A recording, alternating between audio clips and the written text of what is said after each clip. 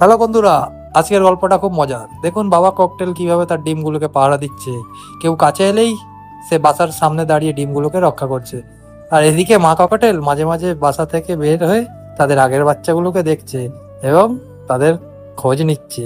পাখিদের এই পরিবার সবাই একে অপরের যত্ন নেয়। বাবা ডিম পাহারা দেয়, আবার মা বাচ্চাদের দেখাশোনা করে। তাহলে আগামী দিনে এই ডিম থেকে কত দিনে বাচ্চা বের হবে আর তারা বড় হওয়া পুরো গল্প আমি প্রতিদিন আপনাদের সাথে শেয়ার করব। থ্যাংক ইউ, বাই বাই, কাল দেখা হচ্ছে।